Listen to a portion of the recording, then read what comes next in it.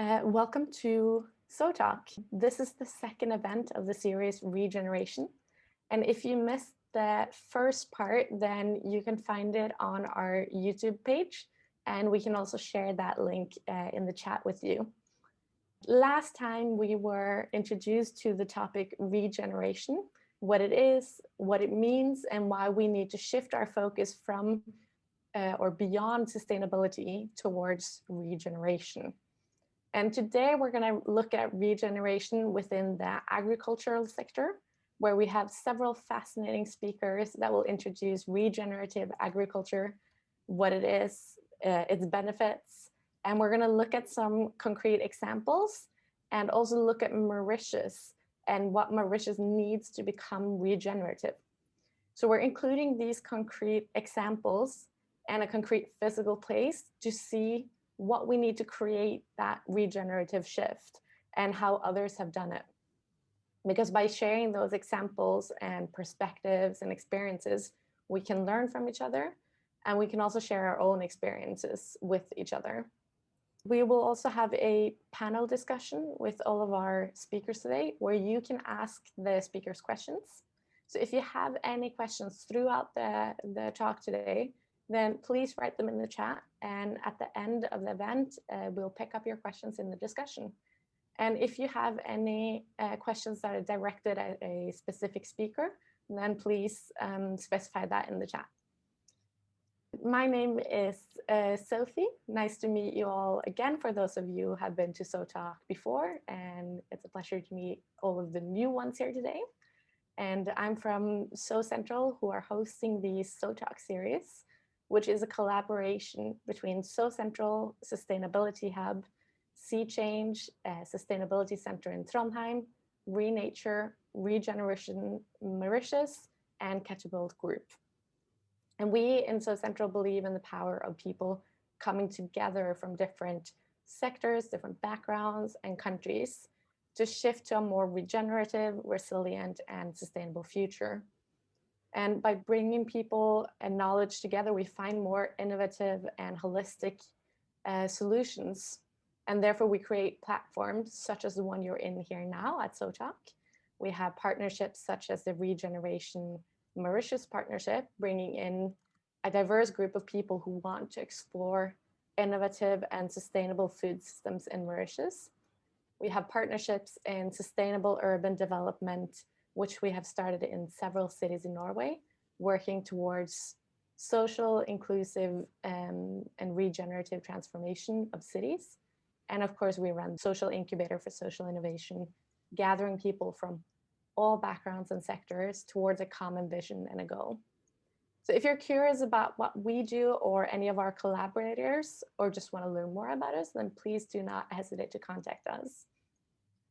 And today we're going to hear from Jaqueline Sauzier from Regeneration Mauritius, who will give us an introduction to Mauritius, its key challenges and opportunities, and see Mauritius as a case for regenerative practices. And then we will hear from Felipe Villela, the CEO and founder of reNature, who you also heard from last time, who will introduce us to regenerative agriculture, for whom it's viable and how it looks like. And after hearing from Felipe, you'll be introduced to two concrete examples of regenerative agriculture before we have a panel discussion that will be led by my colleague Thomas, and open up for your thoughts and your questions. And the first example will be presented by Cornelius van Blerk from Norges Vel, a nonprofit supporting local communities to increase food securities and jobs through sustainable use of local natural resources. And the second case will be presented by Abed Chaudhury. He's head of research at Soil Carbon Company, who will tell us about his work with rice crops in Mauritius and why Mauritius is a suitable place to implement regenerative agriculture. So then I hope that you're all ready. Sit back and enjoy. And Jaqueline, the screen is yours. So my name is Jaqueline Sauzier. I'm the General Secretary of the Mauritius Chamber of Agriculture, which is the oldest association of growers in Mauritius. However, the association regroups mainly sugarcane growers in Mauritius and slightly less of vegetable and crop growers. But still, our work is to collaborate with everyone and try to find a mode of improving agriculture in Mauritius. That's why we are very much interested into this, getting in forward with this project of regenerative agriculture in Mauritius. So just a quick background for those who don't know where Mauritius is, which is sometimes think it's all, everybody knows Mauritius about its tourist destination, but when we have to place Mauritius, it's in the middle of the Indian Ocean, more than 3,000 kilometers from India and from South Africa, slightly further away from Australia. Our main export market is Europe at more than 9,000 kilometers, and the US much far away. And that means that the distance that we are having from all of the countries can be very interesting by the fact that we can be a sort of research hub and do pilot cases that can be scaled up into other countries. And also, being a small country in the middle of nowhere also is a necessity for us to improve so that we can reduce our dependence from imports and also from the impacts of climate change. A few figures from Mauritius. It's a small island, like I already mentioned, nearly 1.3 million Mauritians, but we have a very big tourist industry, same as our population during the year. The agriculture in our economy is slightly closer to 3% of our GDP, and the employment 7%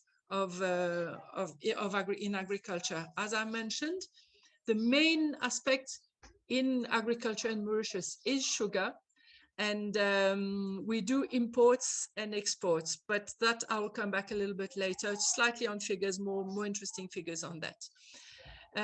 Our main exports are fish and processing, sugar, as I mentioned, but if you look at the figures of our imports, the fish and processing just balances between imports and exports. In fact, we have a big tuna industry in which we import, we transform locally, and we re-export. So the only product, the next product in our exports, which is produced locally, is the sugar for 20% of our exports. When we look at those figures, we import nearly 20%. Agriculture is about nearly 20% of all our imports. But in those imports, 70% of those products are not produced locally, or they are used for agro-processing. So there is a need to change in a real shift in the way we are consuming our products.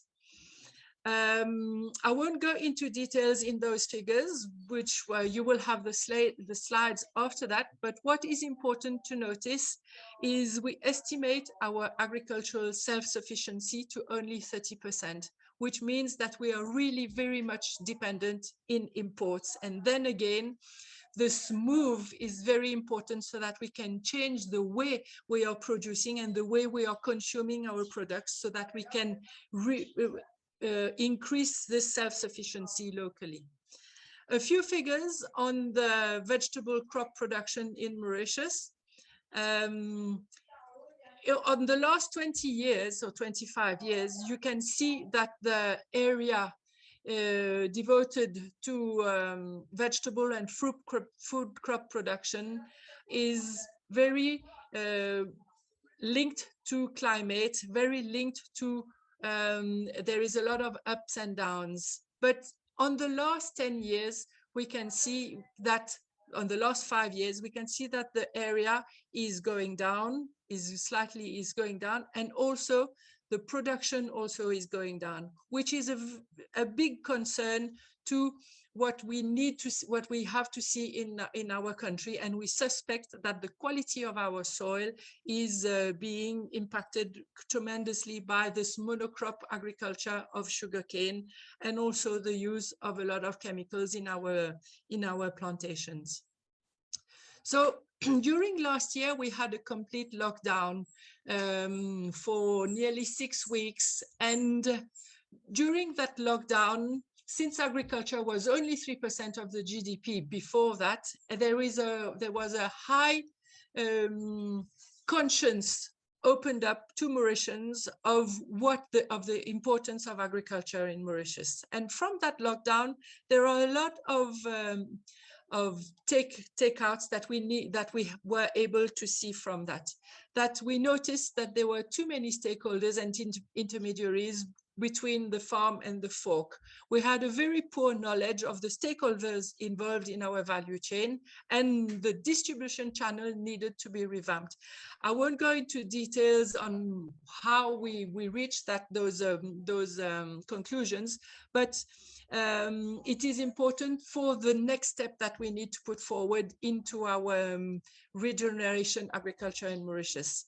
And this poor storage capacity that we had, ensured that we needed to change the way we eat and we produce. So as I mentioned before, we're a net food importer, but we can change things. Just a quick example how the possible solutions that we can present towards this change towards resilience to improve our resilience in Mauritius to all the impacts from overseas. On the blue curve, on the red curve, you can see which is the major production in Mauritius. We can't produce vegetables all year round, but we have a steady consumption, which is the average consumption on the orange flat line going from the left to the right hand side. But we have periods of surplus, and we need to find a way how to increase the storage capacity and the shelf life of the surplus products into storage or agro-processing so that we can reduce our importance. And also to have planification of the production, have new varieties and increase our agricultural practices, do better agricultural practices and increase the value chain creation so that we can expand the area on which the months on which we are producing our vegetables so that we can increase the curve to the top and also increase the curve from the left to the right so that we can be more resilient to our agriculture. So having said that, we can the common of all that is that we need to change our food systems.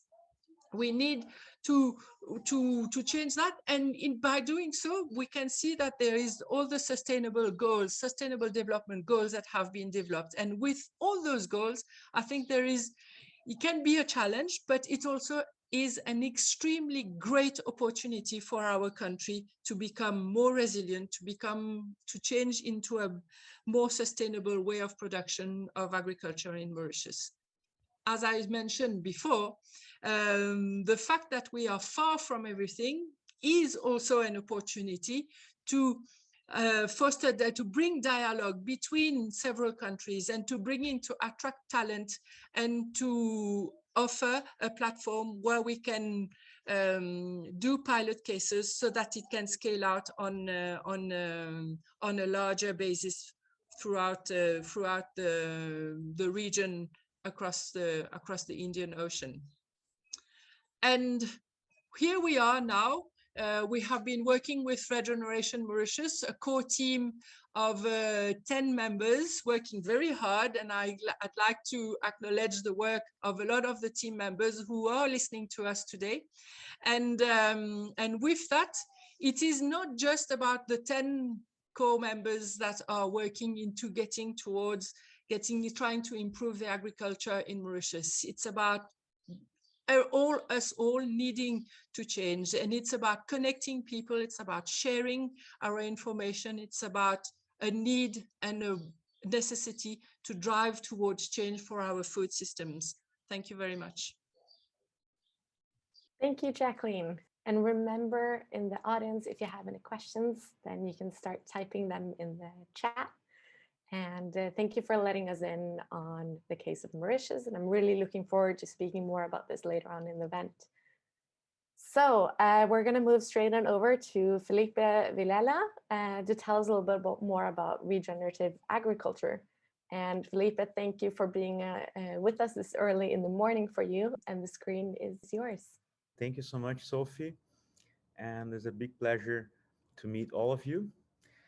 Here is pretty early in Brazil. I am originally from Brazil.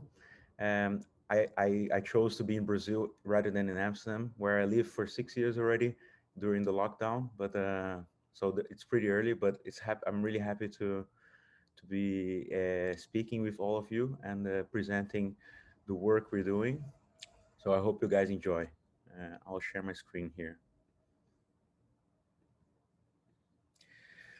So my name is Felipe, and today I'll be talking about the work of reNature and how we aim to make regenerative agriculture mainstream, which is the main objective of the work we do.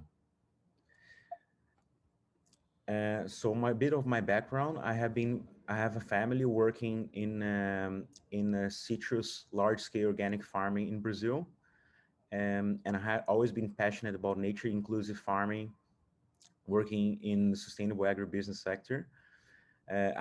Gave a TEDx in Amsterdam 2 years ago, and recently also Forbes Under 30, and helping the UN Food System Summit this year in the leadership team with the WWF, and also co-authoring the GEO for Business for UN Environment.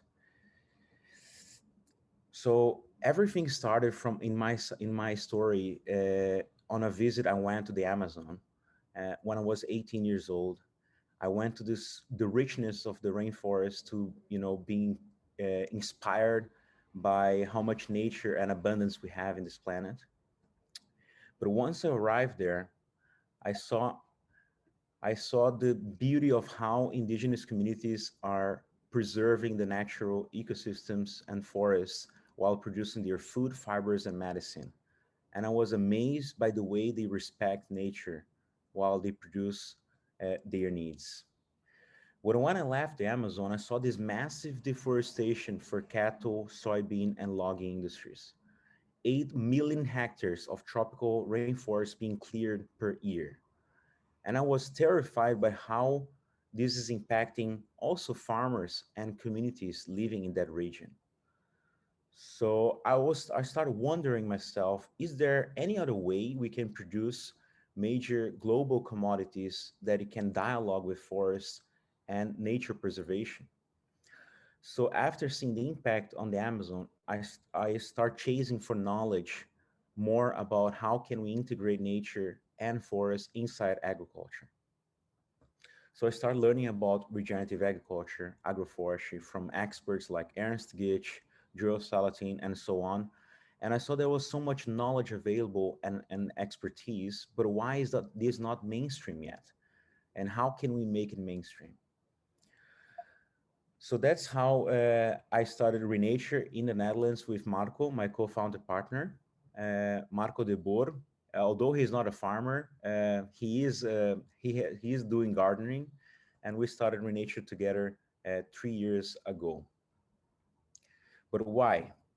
Because our climate is changing. Uh, Only today we have already depleted 2 billion hectares of land worldwide. And farmers' yields are decreasing dramatically all over the globe. Today's conventional and industrial agriculture is threatening our global food security, and it's also contributing to 1/4 of global CO2 emissions, threatening our forests and biodiversity. Because it does not dialogue with nature, conventional agriculture. And we are working on making regenerative agriculture mainstream because it includes nature in the design. So this is like a silver pasture holistic grazing system we're working in Brazil to show conventional cattle ranchers that it's possible to use forests to integrate with the cows. So why regenerative and not sustainable? Because sustainable is not enough anymore. Like it's about decreasing the negative impact. It's about becoming carbon neutral. But regeneration is a destination for us to reach our targets in terms of becoming carbon positive, but also about regenerating biodiversity, regenerating soil, and maximizing positive impact rather than decreasing negative and decreasing degeneration. So these are a few SDGs that we have been prioritizing the work we do. So food security for us is key to avoid farmers' livelihoods and resilience. Also working a lot on increasing diversified farmers' income, sequestration of 200 million tons of CO2, regeneration 1 million hectares of land. And then last but not least, my favorite one is to foster collaboration between corporates for land regeneration. And what do I mean by that? We can actually design and regenerative and agroforestry systems that is actually bringing two different corporates into the same landscape. So if coffee likes to be shaded, why not shade with a species that can goes to another company? So for instance, palm oil that goes to the aromatics industry can go very well with cocoa that can go to the chocolate industry. So why not benefit two different organizations by diversifying our systems? So the five principles of regenerative agriculture is to always keep soil covered. Just like us humans, we need sunscreen to protect from the sun so that we don't get burned. The soil acts as the same. He needs a certain amount of biomass, organic matter, to keep the moist during the dry periods, to keep nutrient cycling, to store carbon. And next is also increase crops diversification. So the more we diversify our system, the more resilient it gets, the more ecosystem services can provide. And the less use of external inputs we need, because by diversifying with the right species, you can have more natural control of pests and diseases, but also you can build more biomass so that you can fertilize more naturally your crops. And then third is ensuring food security. A lot of farmers, they want to maximize yields in their own farm production, and they start eating industrialized food because they don't feed from their own land. And then their children, they see their parents getting sick because they don't eat healthy from their own land. And then, most of the next generation of farmers, they move to urban environments due to this lack of motivation to see their parents suffering from monoculture. And then knowledge exchange is key so that we can achieve as well regenerative agriculture, because it is more it is a process-based agriculture instead of an input-based agriculture.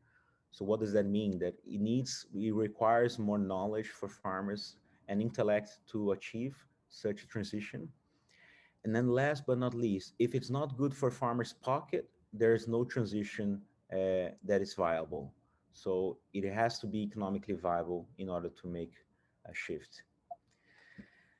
And then a few things that includes in the regenerative agriculture and agroforestry systems are food security. So it has to have element of food that farmers can eat from. And this is like an optional for some countries which farmers, they don't rely on that, because in Europe the context can be different, but I'm talking more about more global south where we're more active at.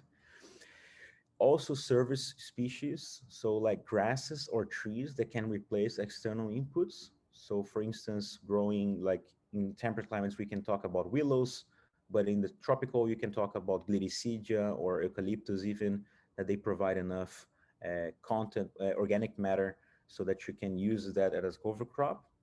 And then third, but not least, is the economical resilience. It has to have a cash crop, a main driver, commodity, or a long-term timber to ensure profitability.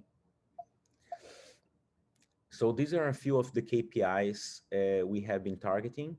So it really depends on a demand-driven kind of aspect. So for instance, we're working with Nespresso with regenerative coffee in Brazil. And for them, it's more important to have a positive carbon coffee balance instead of having a high yield per hectare of coffee. So this kind of indicator gives us more, orientation where this partner organization wants to lead their strategy. So a few ecosystem services impact we are targeting. Yes, we have been working with carbon because of that's the only ecosystem service that now it's being priced, and that we can actually get, an income for farmers additionally.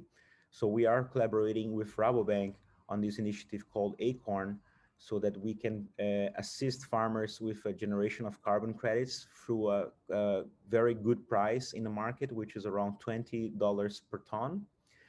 Um, and aside from that, because this is more on the carbon offsetting, we are also working with insetting. So helping companies, instead of like planting trees randomly in the Amazon to offset their emissions, we're doing that inside their supply chain. So with Verstehen, instead of doing Verstehen spices, we work in Indonesia. Instead of like doing offsetting in somewhere else outside their supply chain, we're helping their pepper production in Indonesia to improve to agroforestry.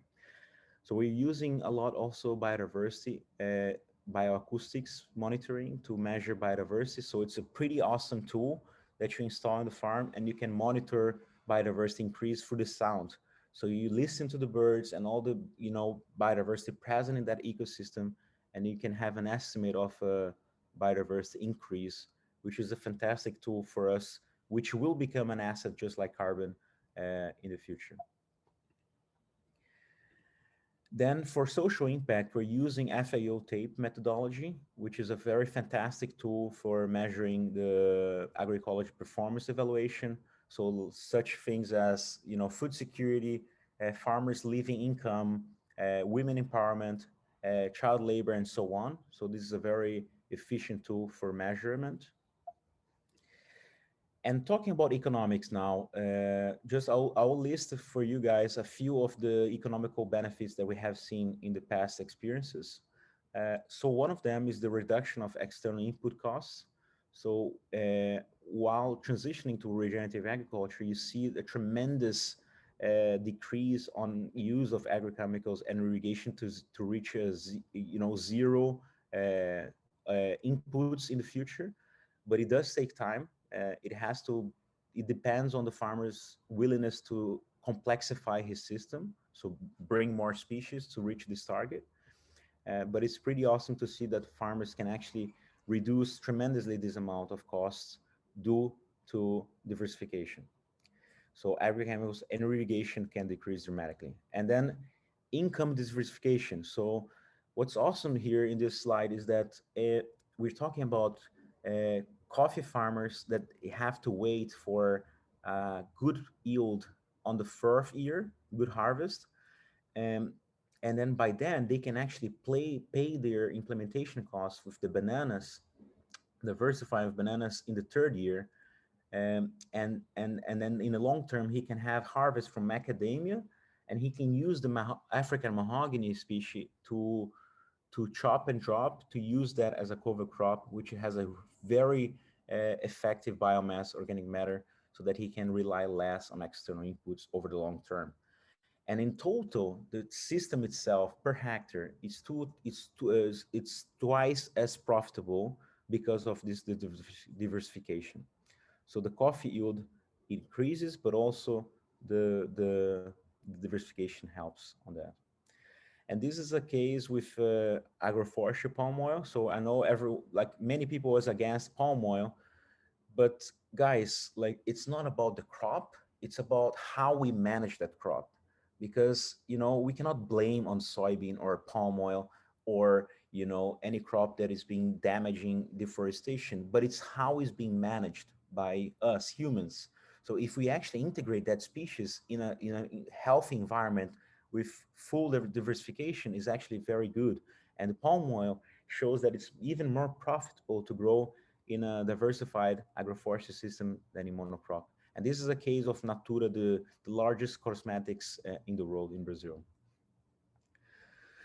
And we are putting our investments, which is shaping our future, of 80 billion euros a year in conventional agriculture, while should be going in regenerative, that it's much more effective and resilient over the long term. Anyway, so I'll be just introducing quickly reNature, because I already took along on these slides. So our target is to reach 1 million hectares of land regenerated by 2030. So this is our main goal. And we do that by a 4-step transition strategy. So we start from a consultancy basis to identify and assess the suppliers and the main gap analysis between farmers working in this field. So once we have done that, building a strategy, we go into a model farm, and then it's more implementation rather than theoretical framework.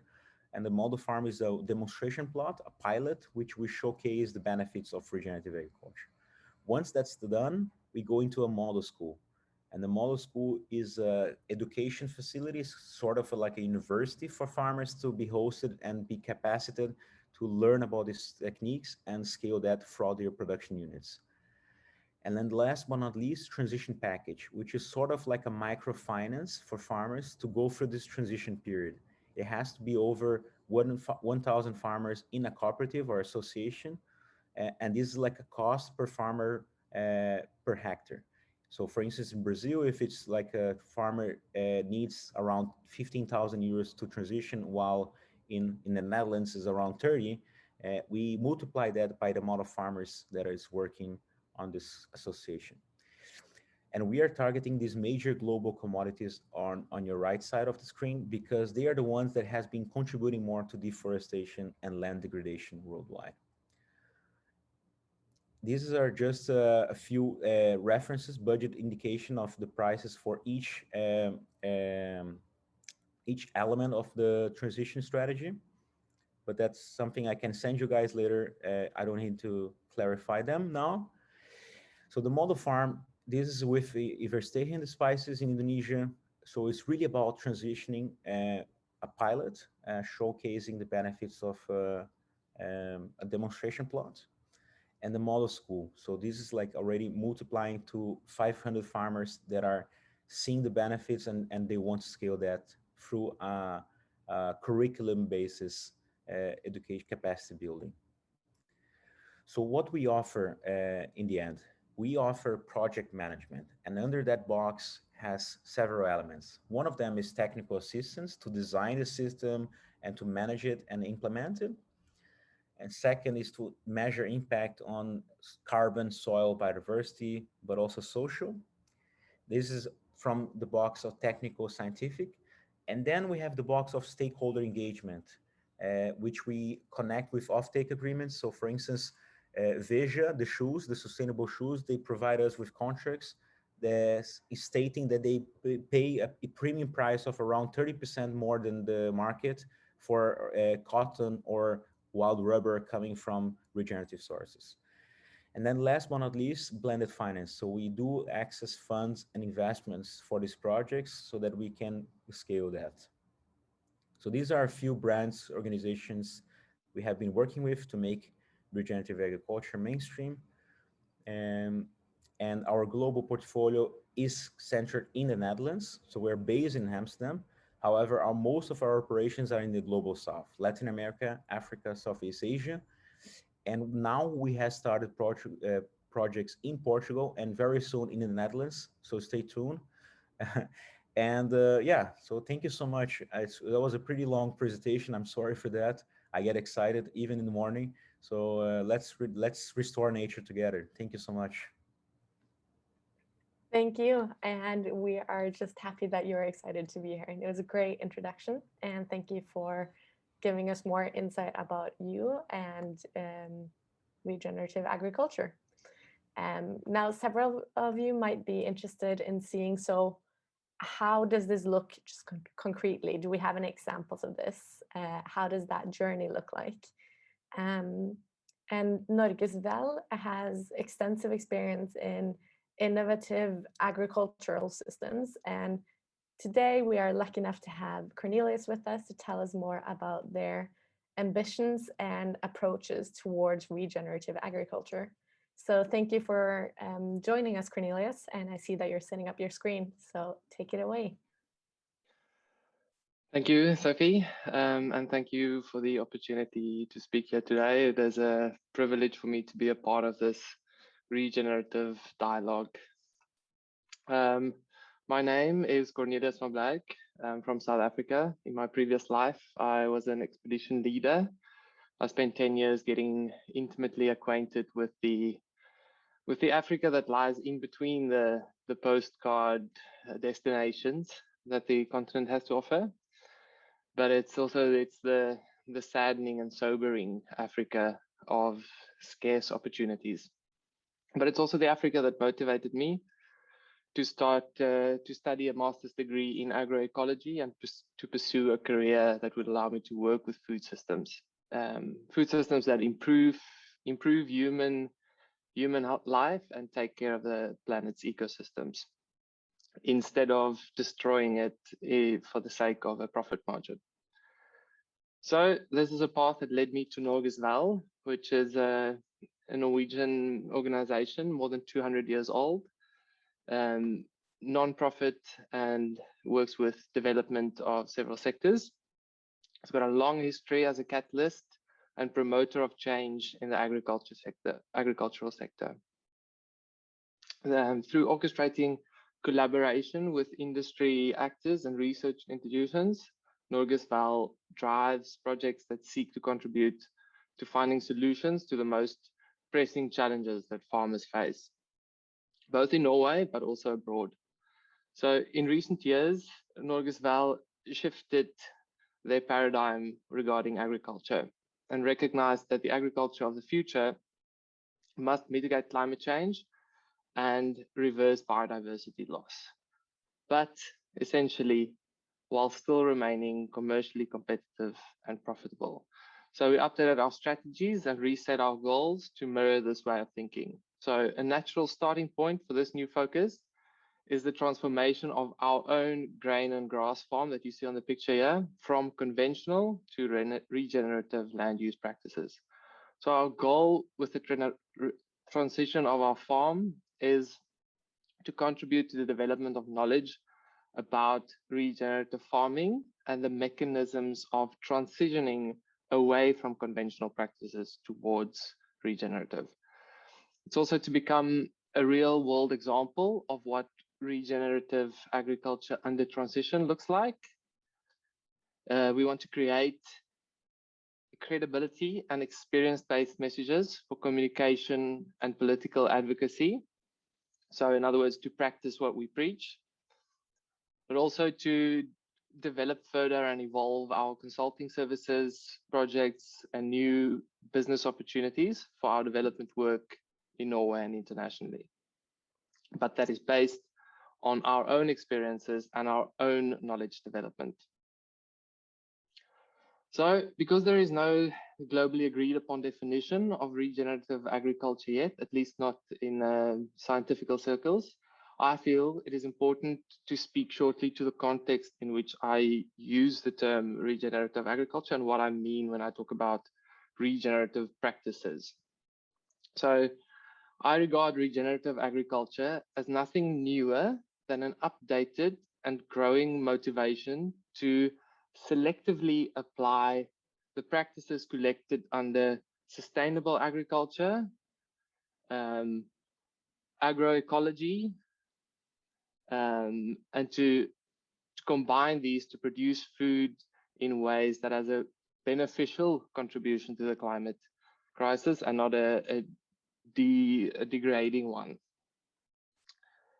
So I like to think of it as regeneration encompasses everything that came before it, but it's an updated motivation. So a conventional farm, when left abandoned to nature, will eventually restore itself to a biodiverse and functional ecosystem. It's just a matter of time. It can take 10 years, it can take 10,000 years, depending on many circumstances. So in order to accelerate that transition, the farmer has to become a catalyst and manager of nature's complex processes and invisible interactions. Changes to one part of an agroecosystem often has unforeseen and less desirable outcomes in other parts. So to learn how these practices function in concert with one another and to keep track of how the system changes over time, we have decided to start our transition by first establishing our farm's baseline. So we have gathered all the data we have from farming the land over the last years. We have limited to 5 years just to account for seasonal variations in weather. And this includes yields and profits, weather data, soil analyses that have been taken, our records of external inputs, etc. To that, we will add a collection of data on known and measurable parameters associated with various regenerative agricultural practices. So things that we expect will become important to know about. Small caveat, this is what we're working on currently. So this list is by no means an exhaustive list of what a baseline should include, but it's a starting point. So the baseline then, what we will use it for in the first instance, the information contained in the baseline will identify areas with the greatest need for intervention and will inform the selection of appropriate practices and crops. So in a natural ecosystem, synergies and relationships between organisms in an ecosystem are sensitive to correct balances. So seeing as though different practices address specific imbalances, it's important to have awareness about these imbalances from before. And this will guide which practices we select to set in motion first. So in other words, we will start the transitioning with practices that address known imbalances in our soil in the first instance. In the second instance, the baseline will allow us to keep track of the performance of the regenerative farm relative to how it was before we implemented change and under conventional practices. So the experience of establishing a baseline will create useful knowledge to apply to our development projects abroad. This here is an example, a lesser piece of a greater project puzzle in Mozambique, where we are establishing a cashew nursery and demonstration farm on 32 hectares of land. The demonstration farm will explore the efficacy of different sets of regenerative practices. Here we are interested to learn about the correlation between the level of agroecosystem complexity and the improvement or the result that has on food security and incomes. We will create roughly 6 to 8 different farms that mirror the average farm, average family farm in the region, both in size and input availability. That will represent the entire spectrum of agroecosystem complexity, from the lowest complexity, where it's just the cashew trees and vegetation is cleared underneath because they believe that it carries disease, and it also simplifies harvesting. As the apples just fall to the ground, it's easier to pick it up from bare ground. So that will be the one end of the scale, but then progressively get more complex to then a syntropic food forest with many different layers and high biodiversity. But to get there, we will then use the experience that we gained from setting up the baseline on our farm in Norway. And it will be very useful to have this experience of how to interpret the data that is in the baseline and how to guide the different practices that we install. Also, the network of experts that we consult in certain niches, so be that soil microbiology or the different measuring systems that we use or so forth. So that'll also be a valuable resource that we can translate to the other. So when talking about regenerative agriculture with Norwegian and European farmers, we are more often than not met by a very keen interest in this approach, but also inevitably met with skepticism about the economic viability of adopting regenerative practices and of transitioning. So the main obstacles then that we've recognized for farmers is money, so risk and economic viability. It costs money to transition. We expect to see reductions in yield in the first few years, and it costs money to replace equipment. Lighter tractors, smaller wheels, different planting tools, etc. So it costs money. But soil building, specifically humus building, is a process that needs time to build up to optimal levels. Experience have shown that diversified regenerative agriculture can outperform monocrop production on a yearly income basis. That's that example that Felipe just showed. He explained it very nicely in detail. But it is, so essentially it's after the changes that was made during transition has had time to mature. So after sufficient time have passed for those symbiotic relationships to settle and the food web to stabilize, that we see that these benefits also start to show on the economic side. The other barrier to adoption of regenerative agriculture practices is the sort of the fear of the unknown. The practices listed are often elegantly simple in their design, but farming on nature's premises allows one to tap into the inherent fertility and resilience of soil, and to have that stable ecosystem. But it is and it becomes simpler over time. Once nature starts to work with you, it becomes easier, but it is hard and difficult at the start. So getting there is also further complicated in that it requires changes to ingrained, decades-old beliefs, routines, and habits of farmers. So for those farmers interested in regenerative farming practices, correct information must be easily accessible and readily at hand.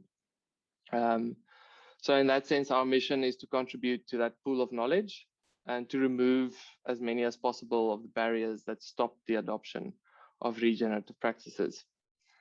And regarding the financial viability, our mission there is to find out how long it takes before regenerative agriculture is more profitable than the system it replaces. Thank you.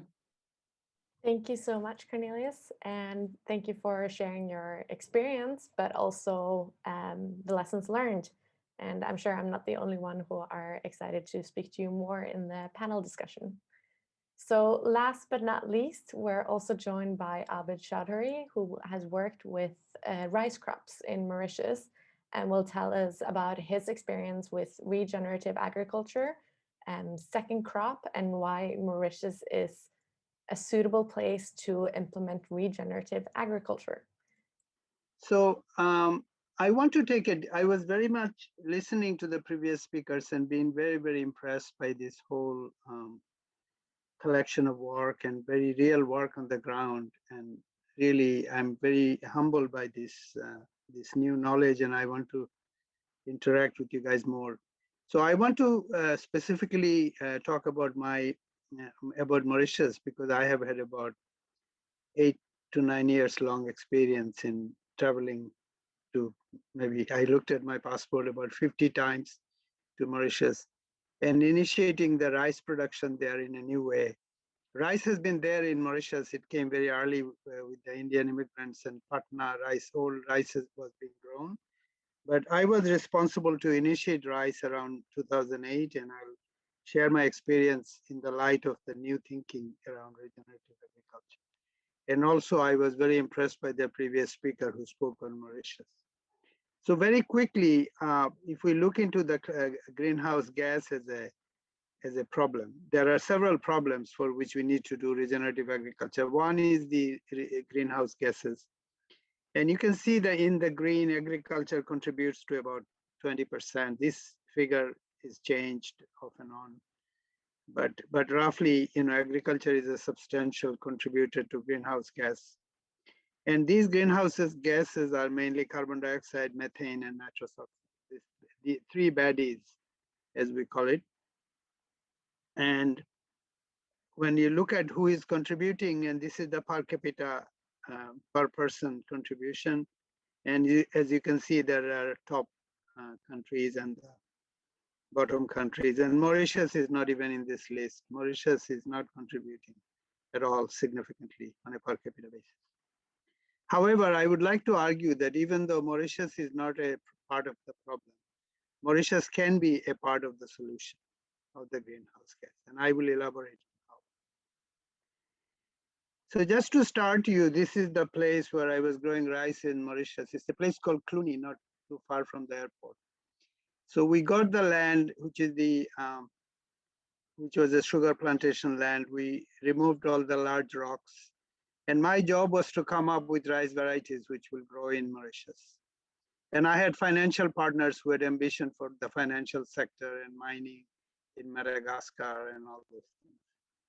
And those people have still remained in Mauritius, but I have moved away to do other things.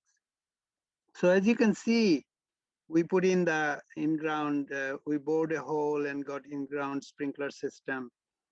And I showed that rice can be grown at a very high level in Mauritian condition, and it doesn't have to be paddy. It doesn't have to be sitting in water. This is a completely false myth that's been around, that in order to grow rice, it has to be sitting in water.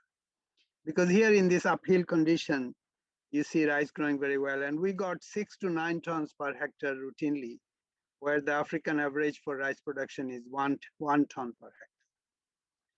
And so what does that have got to do with regenerative agriculture? So as the time has passed on, so I started doing this in 2008 is the first time I went to Mauritius.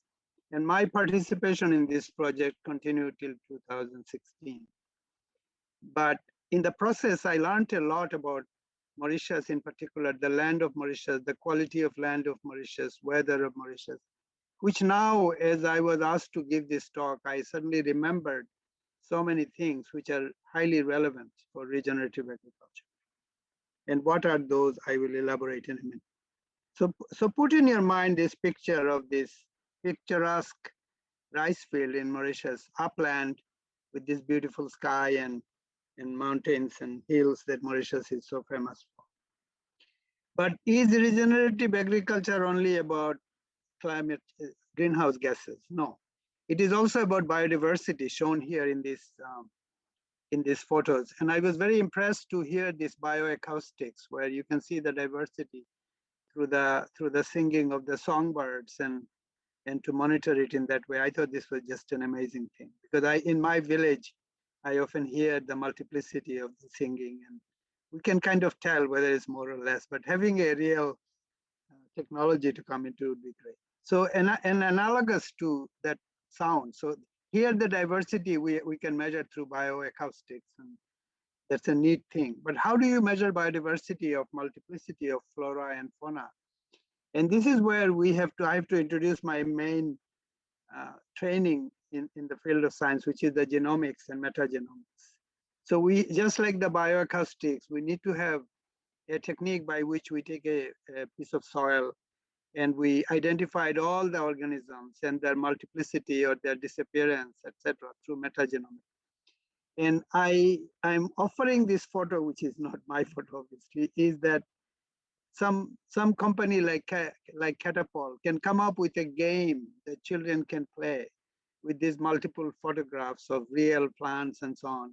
And we know a lot of them have disappeared in Mauritius. Mauritius used to be very biodiverse, and it used to grow a fantastic kind of timber. Mauritius has one of the best soil in the world because it's the newest soil, the volcanic soil. But a lot of this biodiversity has disappeared. And really, in order to save Mauritian condition, we have to act very urgently. So biodiversity is a pillar of regenerative agriculture. Another pillar is what we call the perenniality. So one of the damage that is done by modern agriculture is not that it's soybean or corn, or that these are not the culprit. The culprit is that we are growing only one kind of soil. We are growing only one kind of corn. So as I'm in America and driving from Iowa to Nebraska to Illinois, it's just one or two corn variety and followed by soybean, and so on and so on. And what is really the hallmark? What is the damage scientifically? The damage is their monoculture. The damage is their single harvest and single planting. So in the time immemorial, before modern agriculture came and created this havoc, we used to have perennial crops where the crop would be grown in the farmer's backyard and it will give a harvest all the time. So we still have these crops. Pigeon pea is a good example that is still grown in India, but facing extinction, you know. And I will say a lot more to say about perenniality, but keep in your mind that it is not the crop that is the culprit. The culprit is the only one kind of crop, so loss of diversity. And second, only one harvest. So it is annual rather than perennial, and that is a big problem. So I borrowed this thing from some of my colleagues in Australia. So the third thing that people talk about obviously is the cover crop. So here they are doing this kind of crimp rolling, they call it with the big machine, kind of rolling over the cover crop. And then obviously later what happens is that the rain comes, and because of the covering, you get this protection and you get a criteria of regeneration being fulfilled, a technical regeneration, not the philosophical regeneration. So what is it actually happening? I think we need to monitor in the soil. So it is all about root. It is the fungi and microbe that the root allows, which is the refugia for the microbes. And we need to some objective parameters of measuring. We cannot just say, oh, we're going to have cover crop. Because what is important is in the details. Which cover crop?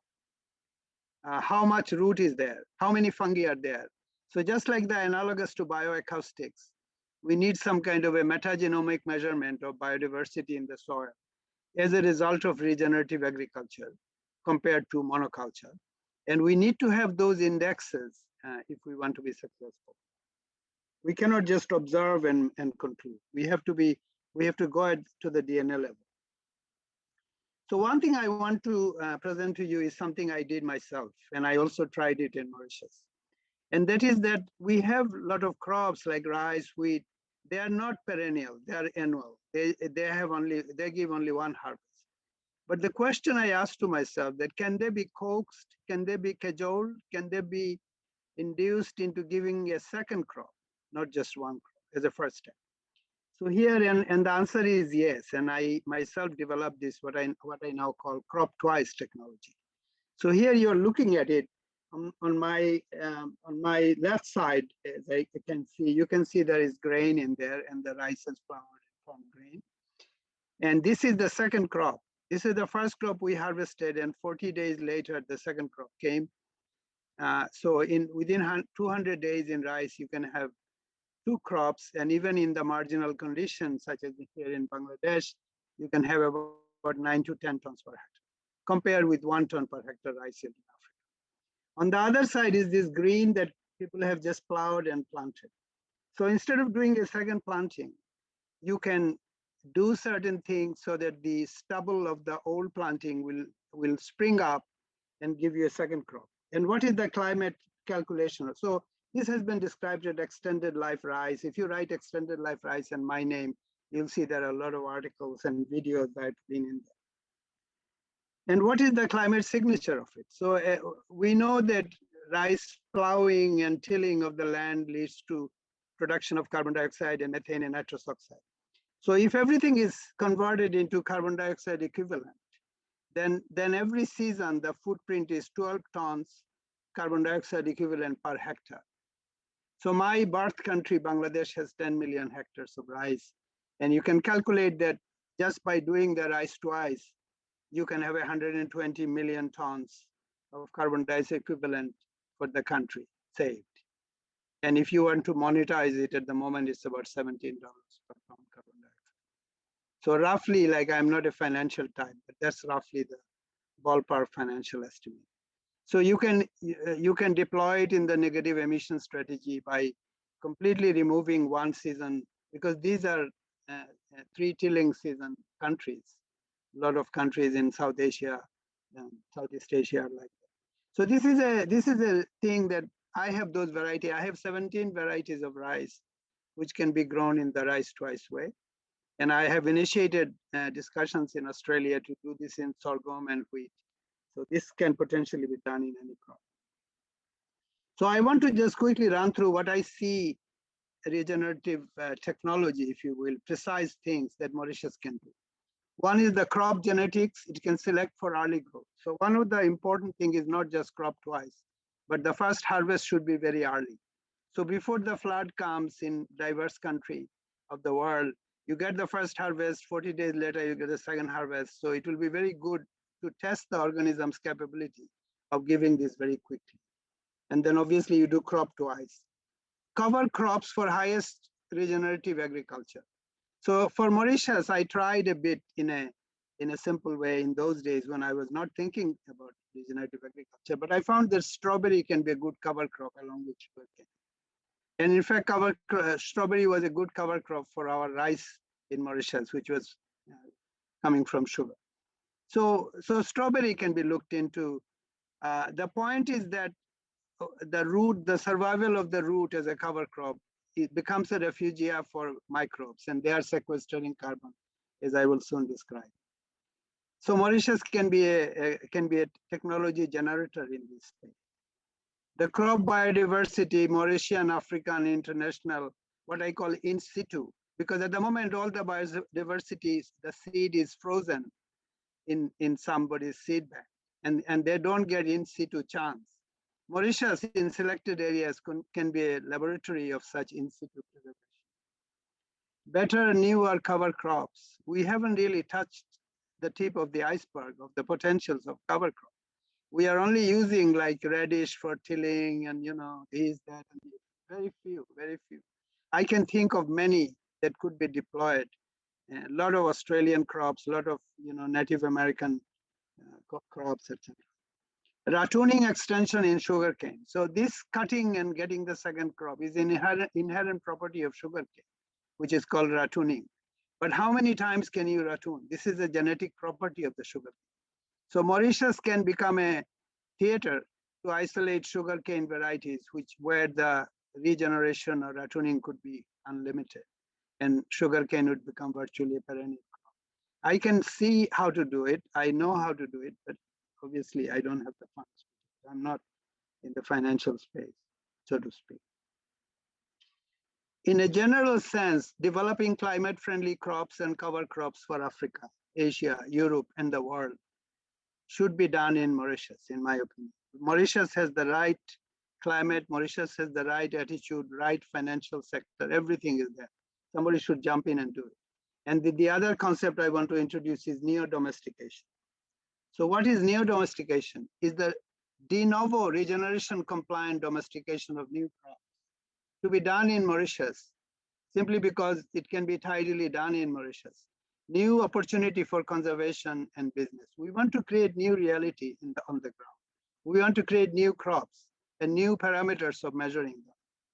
So how to do that? There's a paper in there, I'll share this, describing this. A new technology that has come called speed breeding. I myself grew wheat crop in my little container, and it went from seed to seed in just 8 weeks, when in Australia, wheat takes 6 months. And this is done by a combination of the quality of light and mainly light quality and the photoperiodism. You can play around with it. It doesn't have a lot of land. What I'm proposing to be done in Mauritius, it can be done using the principle of vertical farming.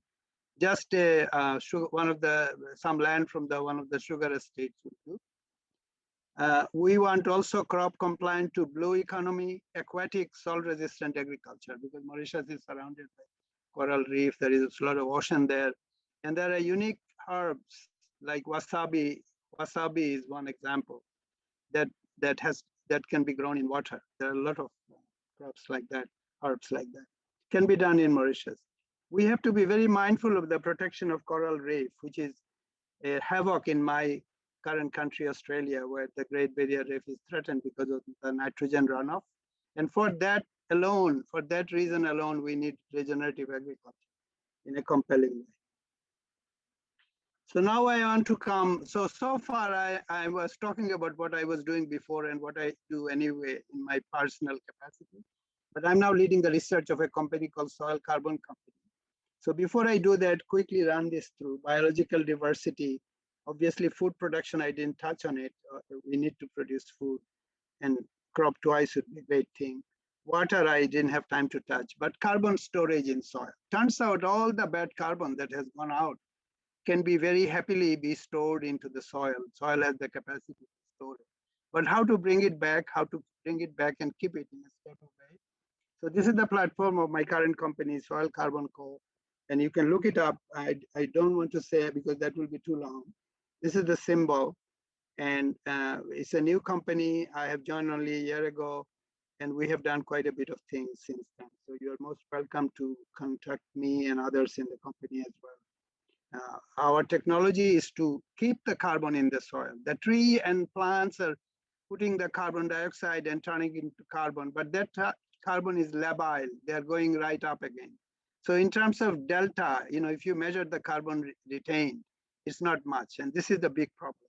So what we need is not just carbon sequestration, but the recalcitrification of carbon, so that carbon becomes refractory and recalcitrant and remains for decades and centuries. This is the agriculture minister of Mauritius at that time, Mr. Satish Phagu. And he used to often come visit my rice farm. And here I have uprooted a whole bunch of different kinds of rice I was growing there and showing him.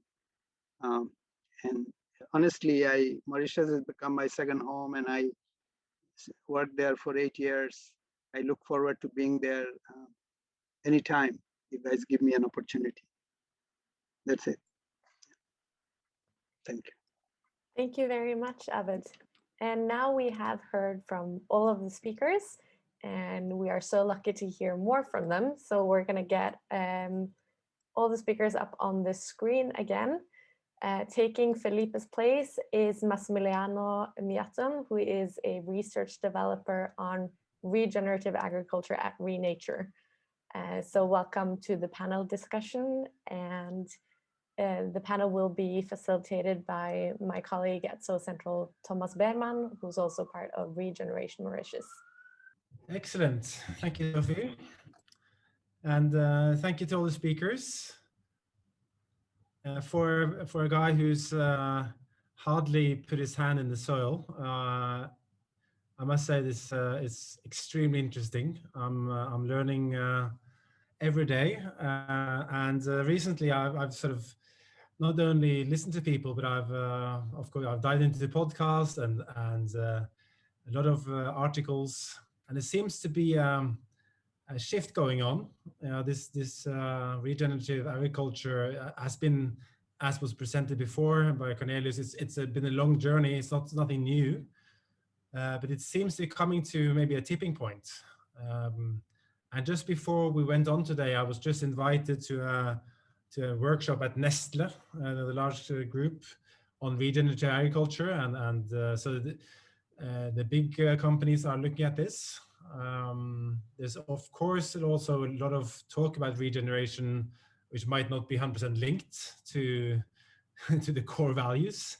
That's always a challenge when more and more people get involved. Is someone will borrow the concept.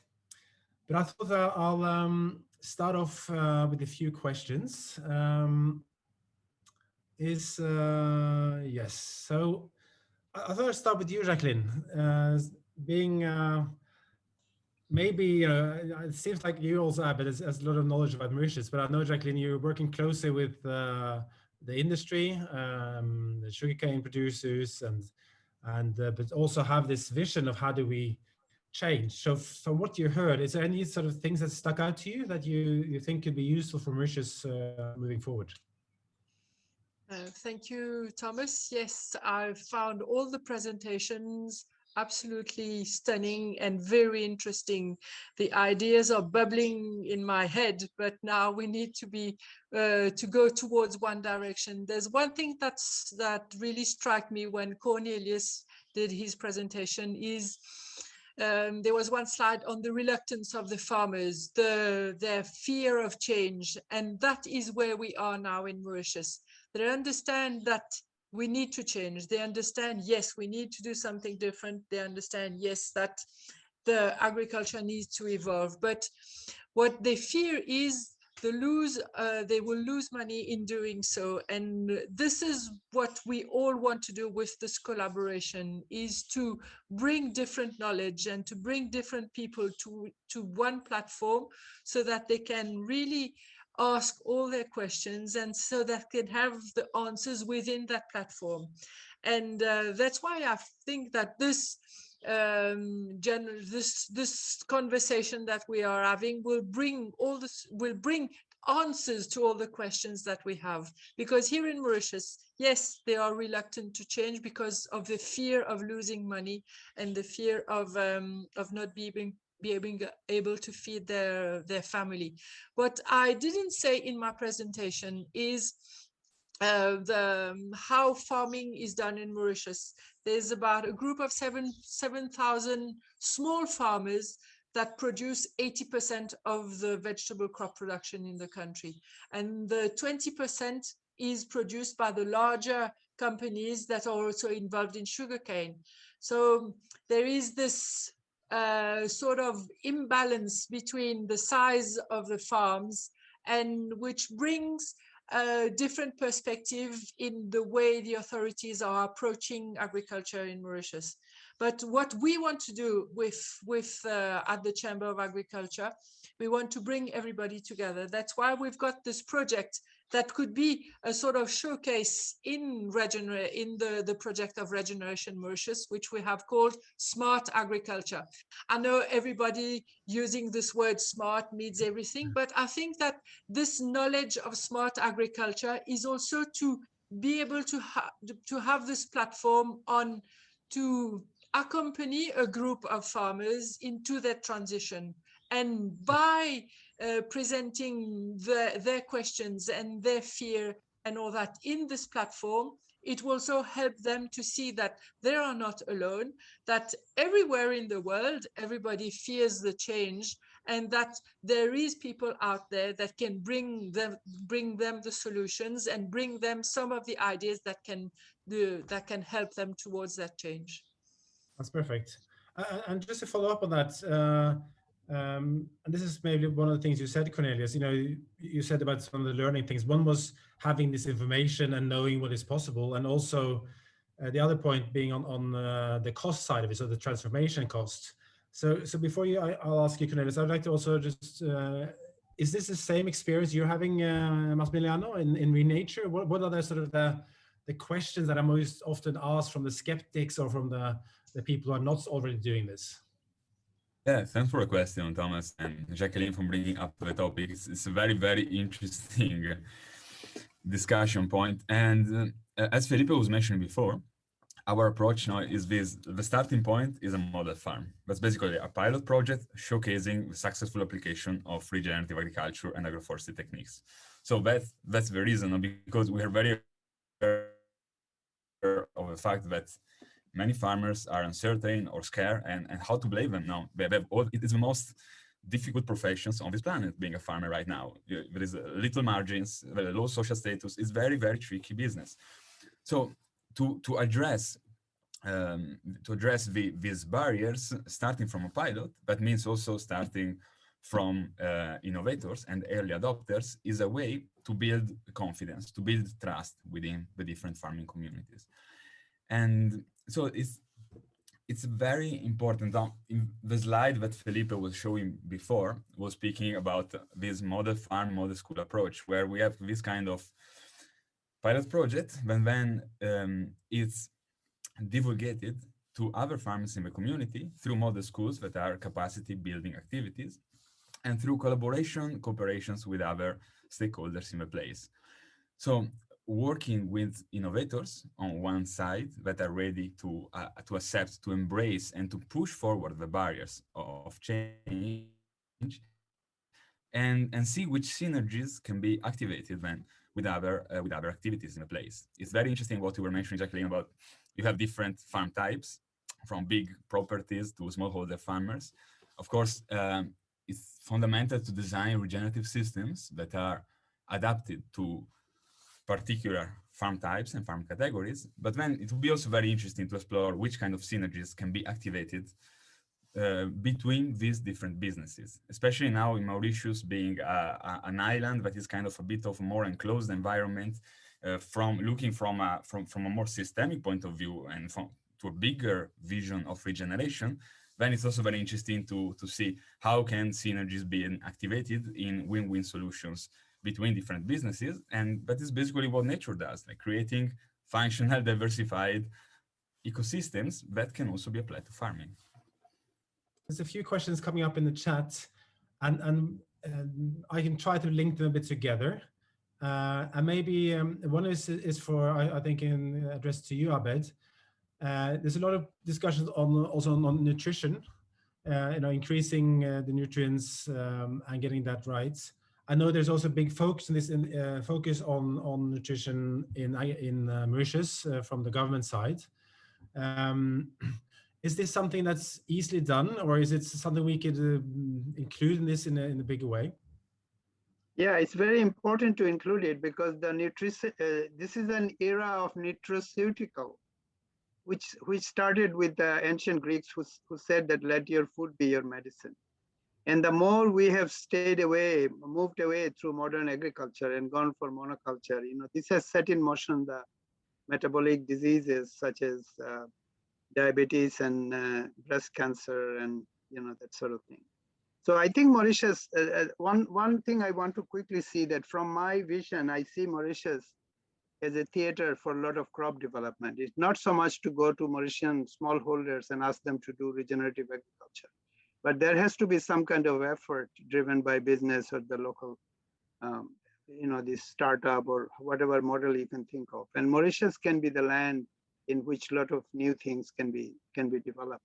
Not so much that Mauritius should be used, because Mauritius doesn't have the land to be the breadbasket of Africa, but it could be the technology generator of Africa, including combining regenerative agriculture and nutrition.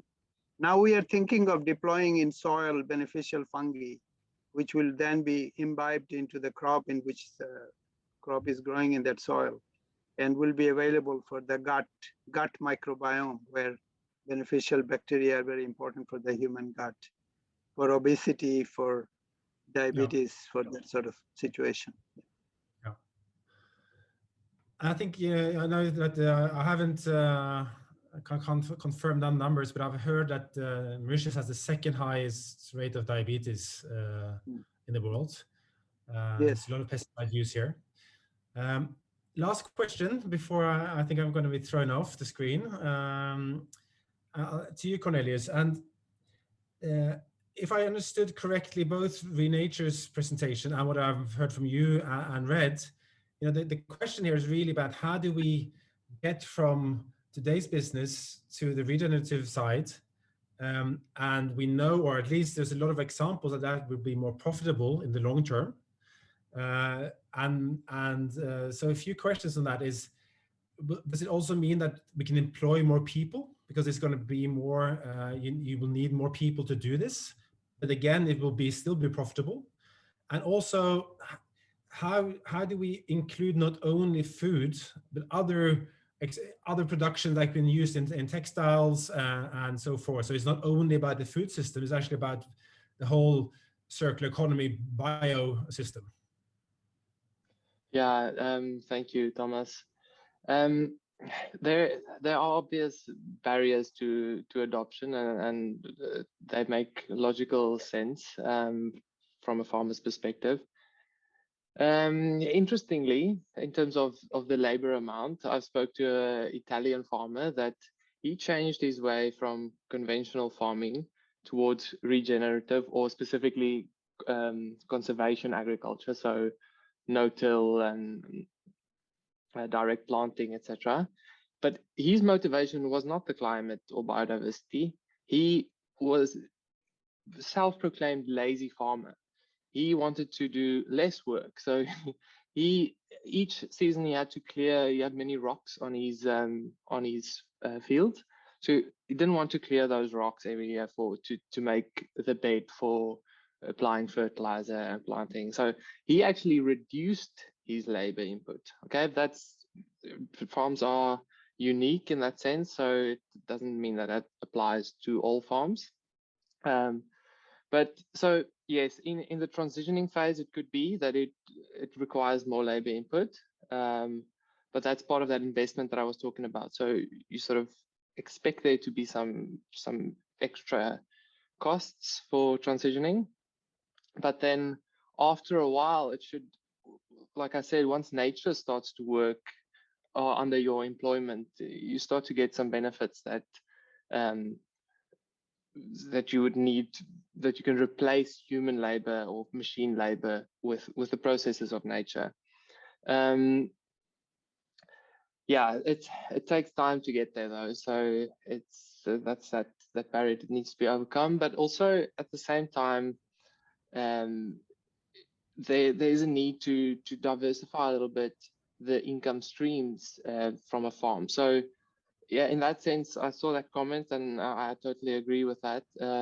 It doesn't only need to be food. There are various examples like agro tourism, for example. If you've got a thriving ecosystem, that's a place that somebody might be able to visit, and that might generate some extra income. Woofers or workers who work on a voluntary basis, they can be employed. They are often interested in the regeneration. So there are different ways. We are talking here about a paradigm shift. So it's not a simple solution that you can just say, okay, I'm going to do it this way and it'll just be easy and happy. You have to think differently. That's what's required here, is that shift in paradigm. So yes, you have to start to either account for some extra time and effort, but also see your operation in a new light than what it was before, if you are converting from conventional to regenerative. So I'll just take over from here. It's really sad to have to cut the discussion a little bit short, as it was really interesting. I just want to briefly mention that the next SoTalk will look at regeneration and cities. So how can we transform cities that mimic nature and that enhances our planet and our biodiversity? And just to give you a little bit of a sneak peek, we have one of the speakers for the next time, the leader of the Sustainability Center in Trondheim, Christian Nguyen, to tell you just a little bit about what you're going to hear the next time. So Christian. Thank you, and thank you for hosting this great session on regenerative systems. Of course, I think we will be seeing in the future is a reduction of the contrast between urban and rural areas. So in that sense, I think even in terms of basic food systems, the conversation, hopefully, as we move towards the urban context, will begin to take away some of these divides and focus more on the shared opportunities between urban areas and rural areas when it comes to finding regenerative solutions and sustainable and opportunities for sustainable value creation. So like you said, I'm currently heading a center of excellence recognized by the UN. We work on systems for urban development. That means that we're heavily involved in measuring progress towards the SDGs. We're involved in capacity building, training, and guidelines for urban development. We're not least involved in making sure that a lot of the potential that is unraveled through the KPI evaluations that we do, that are kind of pointing us towards interesting opportunities for sustainable development and regeneration, are actually implemented through partnerships that make sense. And finally, we are very interested in the more practical aspects of creating regenerative systems, whether it's linked to energy systems, food systems, the way we build the environment in which we live, and a lot of different aspects that have to do with implementing the sustainable development goals and thinking more circular and regenerative in our approach to doing this. So I'm really looking forward to sharing some of those questions and hopefully learning a lot from the panel in the next session. Thank you so much, Christian. And I know I'm really looking forward to the next SoTalk, which is April 15th. Thank you for joining us today. Thank you to all of the wonderful speakers, and I hope to see you next time. Bye, everyone.